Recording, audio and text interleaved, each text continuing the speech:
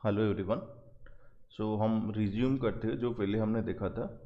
आज की जो हमारी टॉपिक्स है that is what are the materials that went into making up sociology. मतलब सोशियोलॉजी आज ए सब्जेक्ट बनने के लिए व्हाट आर द थिंग्स जो कि हेल्प किया और व्हाट मेड और किसके कारण इस सोशियोलॉजी आपका जो क्रिएट हुआ, राइट। यहाँ पर यू कैन सी हियर कि लिखा गया कि द इंडस्ट्रियल रिवोल्यूशन जो हुआ, राइट। आपको पता है कि the industrial revolution was based upon a new dynamic form of economic activity. Industrial revolution मतलब यूरोप पे बेसिकली जो इंडस्ट्री की जो डेवलपमेंट हुई या फिर इंडस्ट्री की जो चेंजेस आई, we call it as industrial activity या फिर इंडस्ट्रियल रिवोल्यूशन। और ये जो इंडस्ट्रियल रिवोल्यूशन जो हुआ, it led to a new form of society. ये मतलब a new form of market भी आप बोल सकते हो। हमारा क्या हुआ, लाइक जो इंडस्ट्रियल रिवोल्यूशन जो हुआ, industrial revolution led to a new form of society, a new form of market, और जिसे हम कैपिटलिज्म बोलते हैं, राइट। और कैपिटलिज्म मतलब क्या हो रहा है? कैपिटलिज्म मतलब जहाँ पर आपका कैपिटलिज्म पे क्या हो रहा है कि जो सोसाइटी जो है यहाँ पर प्राइवेट फैक्ट्री की अलाउ है, और जो प्राइवेट कंपनियाँ सारा कुछ चीज़ों को कंट्रोल कर सकते हैं। हमसे कैपिटलिज्म बोलेंगे, राइट। और कैपिटलिज्म और सोशलिस्ट के बारे में आगे जाके डिटेल पढ़ेंगे, ठीक है। यहाँ पर आप देख भी सकते हो कि मेजर डिफरेंस क्या, मैंने लिख भी दिया यहाँ पर। और this system of capitalism became the driving force behind the growth of industrial manufacturing.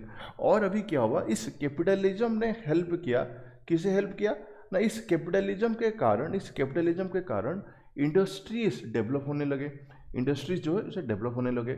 और capitalism involved new attitude and institution. Capitalism जो है ये एक जो काम करने का तरीका जो हुआ, लोगों की जो थिंकिंग जो है, लोगों की तरीका जो हुआ, ये कम्प्लीटली बदल दिया गया। और इंस्टीट्यूशन मतलब नया ट्रेडिशंस, नया सोसाइटी भी इसमें स्टार्ट होने लगे।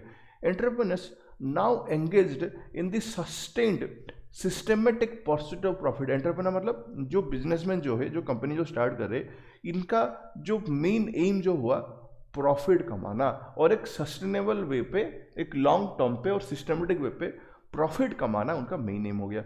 द मार्केट एक्टेड आज the key instrument of productive life. और मार्केट जो है, बाजार जो है, ये एक मेजर मतलब एक प्रोडक्ट बन गई, और लोगों को मतलब जीने के लिए या फिर लोगों की लाइफ को बिताने के लिए, ठीक है, मार्केट की नीड आ गई। And goods services and labour become commodity whose use was determined by rational calculation. अभी धीरे धीरे क्या होगा कि गुड्स मान लो या फिर कोई सर्विस मान लो या लेबर मान लो, दे बिकेम ए कमोडिटी, मतलब एक ऑब्जेक्ट हो गया, लेबर भी मतलब एक ऑब्जेक्ट हो गया। और इसका यूज करना भी एक कैलकुलेट करके यूज करना पड़ा। मतलब कंपनी अगर है, कोई कंपनी अगर चला रहा है तो कितनी इनपुट देनी चाहिए, कितनी अमाउंट की लेबर देनी होगी, ये सारा कुछ अभी पूरी डिसाइडेड किया गया। सिमिलरली जो मार्केट पे जो कंज्यूमर जो है, ये भी पूरा प्लान करने लगा। The new economy was completely different from what it replaced. मतलब प्रीवियसली जो इकोनॉमी जो चल रही थी, प्रीवियसली लोग जैसे अपनी लाइफ को बिता रहे थे, अभी नया स्ट्रक्चर जो आया, it was completely different from this old one. और England was the centre of this industrial revolution. और इस जो रिवोल्यूशन जो हो रहा है, ये जो चेंजेस जो आ रहा है, ये मोस्टली आपको इंग्लैंड पे, मतलब मोस्टली आपको यूके में दिखाई दे रहा है। In order to understand this, how far reaching this change industrialisation brought about watch. अभी अगर हमें देखना है कि ये चेंजेस क्यों आया और इतनी ज़्यादा चेंजेस कैसे आ रही है, we take a look at what life in pre industrial England was like. अगर ये समझना है कि जो लाइफ कैसे थी लोगों की before this revolution, before this industrialisation, then we need to know, हमें ये फिर जानना है कि इंग्लैंड में उससे पहले लाइफ कैसी थी। बिफोर इंडस्ट्रियलाइजेशन के पहले agriculture, textile were the chief occupation of the British. Industrial revolution से पहले लोग मोस्टली एग्रीकल्चर, जो कि जैसे इंडिया पे जैसे चल रहा था उस टाइम, टेक्सटाइल मतलब कपड़े वगैरह बनाना, ये लोगों का मेन ऑक्यूपेशन था। Most people lived in villages, लोग जो है मोस्टली गांव में बिताते थे। ये इंडिया का भी हालत वही था, like in our own Indian village, जैसे हमारा इंडियन विलेजर जैसे था, देयर पर पीजर्स एंड लैंडलॉर्ड, जैसे हमारे इंडिया पे जैसे कोई चासी होती है जो छोटे छोटे चासीस, और लैंडर मतलब जमींदार होते हैं, तो यूरोप पे इंग्लैंड में भी वैसे ही कुछ हाल था। The blacksmith and leather worker, the weaver, the potter, the shepherd and the weaver, माने जो नॉर्मली जो सारा कुछ लोग इंडिया पे जैसे रूरल सोसाइटी जैसे चल रहा था, यूके का भी वैसे कुछ चल रहा था। Society was small, it were hierarchical. Hierarchical मतलब एक स्टेटस थी, स्टेटस थी मतलब एक छोटे ग्रुप, यू कैन से, मान लो कि जमींदार बड़े अगर आ रहे तो उनके नीचे आ सकते छोटे छोटे व्यापारी, या फिर उनके नीचे आप क्या आ सकते हैं जो जो एग्रीकल्चर जो करते हैं, जो पीजेंट जो है स्मॉल फार्मर्स से नीचे आ सकते हैं। तो सोसाइटी में एक हायरार्की थी, हायरार्की मतलब ऊपर नीचे वाला क्लासिफिकेशन था। That is the status and the class position of different people were clearly defined. और जो स्टेटस जो था या फिर लोगों की जो पोजीशन जो था सोसाइटी पे क्लियरली डिफाइंड था। ये हम काम की बात कर रहे हैं कि बिफोर दिस इंडस्ट्रियल रिवोल्यूशन, और इंग्लैंड का situation was just like India, you can say, industrial revolution से पहले। Like all traditional societies it was also characterised by close interaction. और जैसे जैसे पुरानी सोसाइटीज जैसे चलती थी, मतलब जैसे अलग सोसाइटी जैसे चलती थी, मतलब एक डिपेंडेंस रहना, मतलब विदाउट इंडिपेंडेंस कोई काम नहीं होता है, राइट। अभी अगर आप गांव में जाओगे तो सभी का एक स्पेसिफिक रोल है, राइट। जो बार्बर जो है इसका काम क्या हो रहा है कि वो आपका जो बाल काटते हैं, साइड बाय साइड बार्बर का काम ये भी है, जैसे अगर घर पे कोई मरता है या फिर घर पे जो कोई शादी वगैरह होती है तो उस टाइम उस बार्बर की रोल आती है, राइट।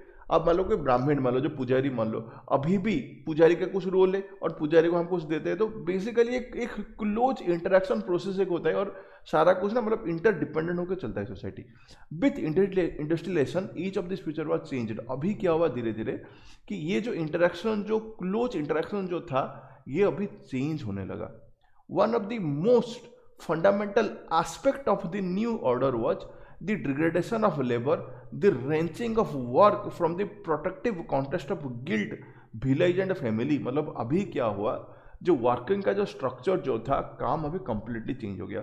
फर्स्ट क्या हुआ, द डिग्रेडेशन ऑफ लेबर, मतलब जो जो लेबर जो थे, लोगों की जो काम, जो लेबर मतलब जो लोग जो काम करते, जो श्रमिक वगैरह जो थे, इनका लाइफ में एक मतलब सडन डिग्रेडेशन आ गया, मतलब इनका लाइफ पहले खराब हो गई। क्लियर हुआ। और फिर अभी ये जो था ना, ये कंप्लीटली लोग अलग हो रहे थे अपने परिवार से, अपने गांव से, अपनी सोसाइटी से। Both the radical and conservative thinkers were appalled at the decline of the status of the common labourer, not to mention the skilled craftsman. मतलब अभी क्या हुआ कि चाहे रेडिकल वाला बोलो, रेडिकल मतलब जो सडन चेंज आते थे, हमेशा रेडिकल बोलते हैं। कंजर्वेटिव मतलब जो अपनी जो ख्यालत है, पुरानी जो ख्यालत जो है, जो इसे स्टोर करके रखते हैं, हम उसे बोलते हैं कंजर्वेटिव बोलते हैं। यहाँ पर दोनों ग्रुप ऑफ लोगों को ये चीज़ अच्छा नहीं लगा, मतलब देवर इट हर्ट, मतलब देवर हर्ट, या फिर उनको बहुत बुरा लग रहा था ये हालत देखे किसी की, किसकी, जो लेबर की हालत पूरा कंप्लीटली चेंज हो रहा था। Side by side skilled craftsman, मतलब जो मशीन जब आ जाता है तो हाथ पे जो काम जो करते हैं ना, जो पूरा स्किल्ड होते हैं, इनका भी अभी हालत खराब होने लगा। Urban centres expanded and grew. अभी क्या हुआ, आपका जो अर्बन सेंटर्स जो था, अर्बन सेंटर्स मतलब जो चेंज्ड सोसाइटी पे जो न्यू सिटीज जो ग्रो हो रहे थे, न्यू सिटीज जो ग्रो हो रहे थे, ये अभी क्या हुआ कि ग्रो होने लगा। It was not that there was no cities, ये नहीं था कि सिटीज पहले नहीं थे, सिटीज भी पहले थे, बट सिटीज के कैरेक्टर कंप्लीटली चेंज हो गया। द इंडस्ट्रियल सिटी जो हुआ, इनके कारण it gave birth to a new kind of urban world. अभी एक अर्बन सोसाइटी भी अभी धीरे धीरे चेंज होने लगा। It was marked by the suit and grime of factories. अभी जो फैक्ट्रीज भी बनने लगा है, राइट। और आपको पता है जो फैक्ट्रीज जो बनता है तो वहाँ पर पॉल्यूशंस भी होगी, राइट। जो फैक्ट्रीज जो बनेगी वहाँ पर आपका पॉल्यूशंस भी होगी, पॉल्यूशंस भी होने लगा है। और धीरे धीरे ओवर क्राउडेड स्लम्स, स्लम मतलब जो जहाँ पर जो गरीब वगैरह लगता है हम स्लम बोलते हैं, और स्लम पे पानी की फैसिलिटीज़ नहीं, पूरा क्राउडेड जो है। आप अभी ये वाला चीज़ आप बॉम्बे पे भी आप देख सकते हो, बहुत बड़े बड़े सिटीज़ पे इंडिया का हालत अभी भी वो वाला पार्ट है। मतलब जो वर्किंग क्लास जो है, जो इंडस्ट्री पे जो काम कर रहे थे, इनका यू कैन से कि हालत खराब हो गया। मतलब अभी वो लोग रूरल एरिया से अर्बन एरिया पे जाके सेटलमेंट होने लगे, और अभी जो स्लम वगैरह बनने लगा वहाँ पर कोई सैनिटेशन का कोई मतलब था कोई ना, वर्किंग कंडीशन बहुत ख़राब थी, और ये जो था एक न्यू सोसाइटी का भी जन्म दे रहा है। और एक हिंदी फिल्म है, आपने जो नाम सुना होगा उस हिंदी फिल्म का, जो एक CID करके एक मूवी है, CID करके मूवी है, और इसका बहुत एक फेमस गाना है, ये दिल है मुश्किल जीना यहाँ जरा हटके जरा बच के, आपने सुना होगा गाना। और ये जो गाना जो है ना, ये जो गाना जो है, दैट सॉन्ग क्लियरली एक्सप्लेन्स की हालत क्या था उस टाइम। ये दिल है मुश्किल, ये दिल, आपको गाना याद होगा, जरा हटके जरा बच के, ये है बॉम्बे मेरी जान, कहीं बिल्डिंग कहीं ट्रामे कहीं मोटर कहीं मिल, मतलब एक कोई आदमी कोई बंदा आके जैसे खो जाता है एक सिटी पे, राइट। ये वाला हालत आपका मतलब उस टाइम यूरोप पे मतलब UK पे हो रहा था, राइट। और ये लिखा है dear heart life is hard here, आपको ये पूरा समझ में आ जाएगा, पूरा गाना, ये लिरिक्स पूरा लिखा हुआ है। और इस टाइम पे बहुत सारे चेंजेस कुछ आ रहे थे, और अभी क्या हो रहा था कि लाइक बेसिकली जो चेंजेस जो है मोस्टली हम लोगों को इंग्लैंड पे ये देखने को मिल रहा था, राइट।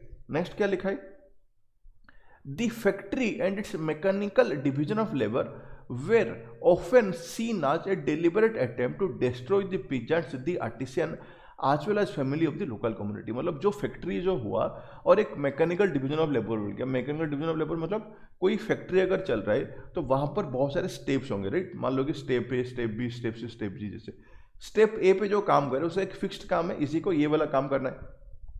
B के पे कोई फिक्स वाला काम है। तो इसके कारण बेसिकली क्या हो रहा है कि जो मतलब जो एग्रीकल्चर जो छोटे छोटे जो काम करते थे इनका मतलब हालत खराब। आर्टिसन मतलब जो पेंटर वाला, आप कोई पेंटर बोल लो, या फिर कोई छोटा छोटा जो अपने जो मतलब मैन्युअली जो कुछ चीज़ें बनाता है, इसका भी अभी काम खत्म हो गया। The factory perceived as an archetype of an economic regiment hitherto known in the barracks and prisons. मतलब बेसिकली जो फैक्ट्री जो था बेसिकली मतलब एक जेल जैसा बन गया, right. According to Karl Marx, the factory was oppressive yet potentially liberating। यहाँ पर कार्ल मार्क्स यहाँ पर दो चीज़ बोल रहे थे। नो डाउट कि फैक्ट्री एक ऑपरेसिंग, एक फैक्ट्री जो था it was kind of a oppressing thing. No doubt जो फैक्ट्री जो था काइंड ऑफ ऑपरेसिंग था, ये एक लिबरेटिंग फैक्टर जैसे था। Here workers learn both collective function as well as concentrate effort for better condition. यहाँ पर दो चीज़ें हो रही थी। एक मशीन पे अगर आप कोई चीज़, अगर नया चीज़ अगर आप बनाना अगर चाहते हो तो वहाँ पर दो लोगों की काम होती है, राइट। मतलब एक आप मिलके काम करना है, ये तो वो लोग सीख लेते। और फिर खुद की हालत ये लोग बेटर कैसे कर सकते थे, इसके ऊपर भी they were trying to learn. Another indicator of the emergence of modern society was the new significance of clock time as a basis of social organisation. मतलब अभी एक नया चीज़ एक आ रहा था, मतलब जो टाइम की मतलब अभी एक फिक्स टाइम आपको बन रहा था, 12 घंटे आपको खटना है, काम करना ही करना है, राइट। एक क्रूशियल एस्पेक्ट। और ये जो पार्ट था ये पहले वैसे नहीं होता था। पहले क्या होता था, मतलब जो कैपिटलिज्म आने से पहले बेसिकली मतलब दिन अगर है तो काम थोड़ा सा कर लिया, राइट। और टास्क कब खत्म होगा उसके बेसिस पे आप काम करो, और अपनी सोशल ड्यूटीज भी होती थी। अब मतलब सारा कुछ मान के मतलब आप चलते थे। लेकिन अभी क्या हुआ कि एक पंक्चुअलिटी करना पड़ा, और अभी क्या हुआ कि कंप्लीटली काम की अर्जेंसी आ गई। मतलब अभी इट्स नॉट कि आप जैसे धीरे धीरे पहले जो काम करते थे वैसे भी नहीं हो पाएगा। आपको पूरा स्ट्रिक्टली सिंसियरली डेडिकेटली आपको काम करना है। आपको 12 घंटे 13 घंटे आपको फैक्ट्री पे आपको काम करना है।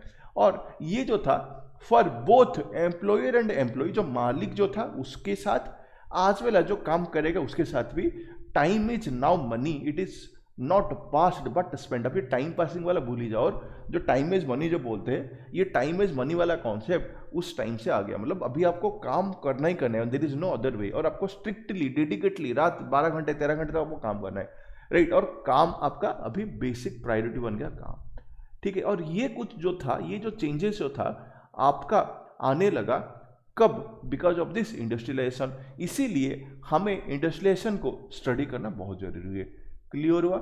नेक्स्ट पार्ट में what we will learning is we will try to learn कि जो सोशियोलॉजी का ग्रोथ यूरोप में क्यों हुआ, और इस यूरोप को हम ज़्यादा मतलब स्ट्रेस क्यों देते हैं, या फिर in other words why we are trying to learn the story of Europe first.